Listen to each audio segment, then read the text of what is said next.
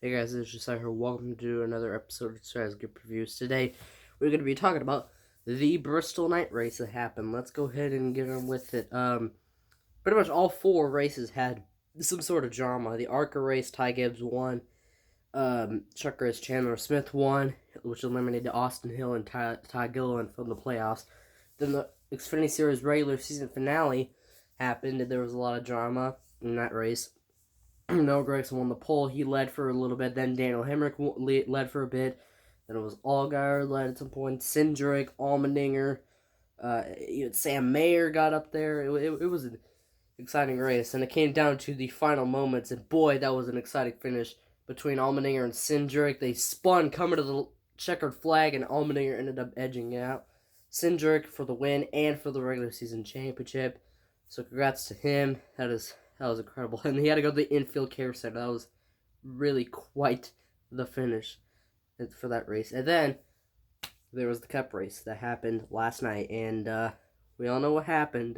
Two drivers got into a pretty big temper after the end. So we'll get to that. It was Martrex Jr. starting on the pole. He kind of fell back quickly. Chase Elliott made his way up. And the cop caution came out, and Denny Hamlin and Kyle Larson looked to be around the speed of the 9. And then during the first pit stops, I believe it was Kirk Bush and Joey Logano having issues, so they had to go to the back. And Kirk Bush never recovered from that race, and Logano worked his way up to, I don't know where it was, but it took him a while to recover too. It was hard for drivers to recover from penalties. It was hard to do that. In the second pit stop, Chase Elliott got a penalty, and it was hard for him to recover as well. It took until that's after stage 2, I think, to get back up there, or around the end of stage 2 at least. And also, not to mention, this was an elimination race, so 4 drivers are going home after this race, and I'll tell who at the end. So, yeah, Denny Hamlin ended up winning stage 1. Kyle Larson ended up winning stage 2. And pretty much all the drama that happened, crashes that happened, Newman made contact, and he had contact with, I believe it was Alfredo, and I don't know who else got involved. And then BJ McLeod and no, it was BJ McLeod and Alfredo. Alfredo was involved in the McLeod crash, and so was Justin Haley. Newman, I believe that Newman crash. I don't know who all was in it. Newman, Suarez, and Bubba, I think, got a little bit of contact in there as well. So there was that. And then, like I mentioned, Hamlin and Larson won the stages and stuff. And no one really had the best car. I mean, it looked like Hamlin and Larson had a good car. Then towards the end, you had Chase Elliott, who I mentioned had that speeding penalty. He worked his way up and eventually got to the lead, past Larson, and got to the leads. And then Elliott looked like he was going to cruise. And then another driver seemed to have a really good car, and his name was Kevin Harvick. Harvick had a new sponsor, Subway, and he, for the first time this season, looked like he actually had a shot to win a race. And he got it, like, literally, it took him, I don't know, I think he got around to starting challenging Elliott around like 60 or 50 to go, and he kept trying everything, going to the bottom, and Chase held the top, and he could not get past him whatsoever. That brought Kyle Larson into the picture. And then around this time, it was cutoff line was very close. I believe Almirola was out by 2. Byron was in by 2. Byron was in 4th during the time. And then looked like it was going to be between them two until Kyle Busch blows a tire, has to come to pit road, and it was dramatic seeing Busch just fall off. He was plus 20, then 16, 14, all the way down to 2. He was down to 2. He was this close to getting eliminated, and spoiler, of course, it spoils that he did not get eliminated.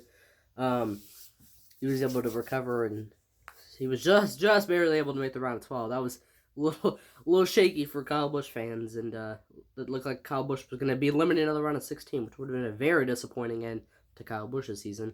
So then I believe it was, I think there was a lap car that held up Chase Elliott, and that brought Harvick to the bottom. And then they were coming up on Rick Ware car of Josh Bilicki, and they got past him. And then going to the next corner, that's when the drama unfolded.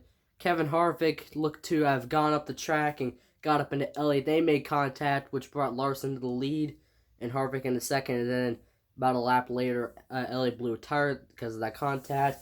pitted and had a really slow pit stop. They went back down to like 2 or 3 laps down, and coincidentally, I don't know why I did that. Harvick, or not Harvick, Elliott came out with the leaders, Harvick and Larson, and Harvick got the lead from Larson after that happened, and Elliott kind of drove up Harvick a little bit. Elliott was not happy with how he was raced by Kevin Harvick. There's multiple sides to the story right here. Elliott was able to get by Harvick, and usually he had new tires, so I'm surprised. I think he was running slow, purposely. Obviously, he was purposely holding up Kevin Harvick, and that brought Kyle Larson in to the picture. I mean, he was already in the picture, but Harvick had like a second lead, and then it shrunk for the final 20 laps, and I don't know what happened. Oh, yeah, Larson got a big run. With about 4 to go, Larson had a big run, got and cleared Harvick, and then Harvick almost turned him, but Larson saved it and still held the lead, and it was 3 to go. Then that brought William Byron into the picture as well. Oh, and I forgot to mention Christopher Bell also blew a tire, so he had to come in, and he also fell down the leaderboard, but he was able to make it in as well. And then also Tyler Reddick, another guy who was about 2 points out, he started to become fast, so he started to be into the bubble playoff picture with Almirola and Byron. So it was basically a 3-way battle for one spot, which was being held by Byron. And then eventually Kyle Larson was able to win. He gets his 6th win of the season and his first win at Bristol. And coming to 1 to go, Larson, or Elliott, was able to, he let Larson by, and not really sure if he let Harvick by, but as soon as they crossed the line, Elliott wasted no time, and Elliott and Harvick made contact at pit road, and then while Larson was celebrating doing his burnouts, they went through the entire pit road, and Harvick and Elliott got onto each other's bumper, and they eventually got out of the car. Elliott had his helmet off, Harvick kept his on, and then they had some words pointing, and then they started shoving a little bit. The officials were there to break it up and stuff. Harvick was not happy. He said it was a chicken beat move that he made, and that he didn't do. Harvick believed he didn't do anything wrong. Like, he just ran in. Harvick believed Elliott ran into him down a pit road after. He thought it was just an innocent move that he made, like a racing move right there.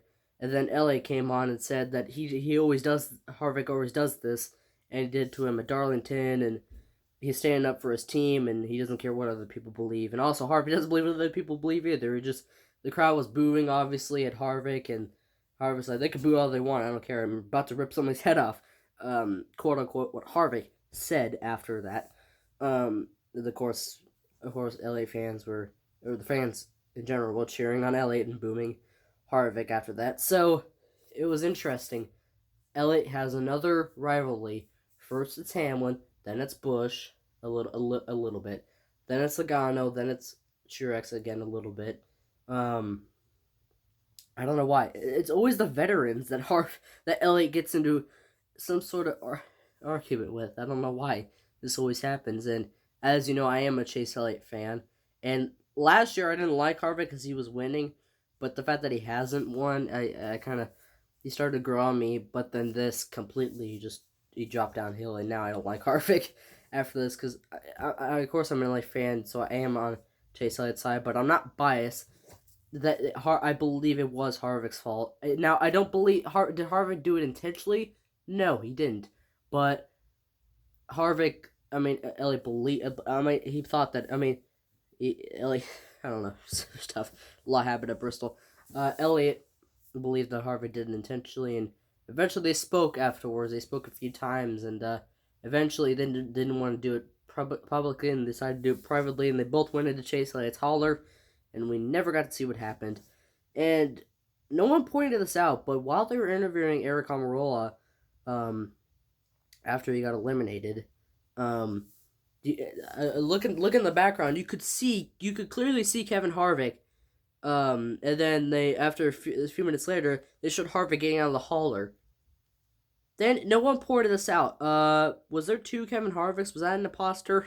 Was that an imposter Kevin Harvick, or did they just travel in the future? I don't know. That must have been before they talked. That had to have been. There's no way that would have been live, because there's no way there's 2 Kevin Harvicks at the track. But anyway, so the following 4 people have been eliminated from the playoffs. I mentioned Eric Almirola didn't quite make it. He was running up at the top 10, and actually before it looked like their night was going to end early after he had some smoke and the crews got in and repaired some things about the engine. Something happened, and they managed to stay on the lead lap, so great kudos to that pit crew for keeping Almirola in the fight. They never gave up, but just a few spots or a few points short. They were on the top 10 for a little bit, but I think they finished like 19th or something. Second driver eliminated was Tyler Reddick. Didn't quite make it in. He was also a few points back and stuff. He had like a top 15-ish type finish.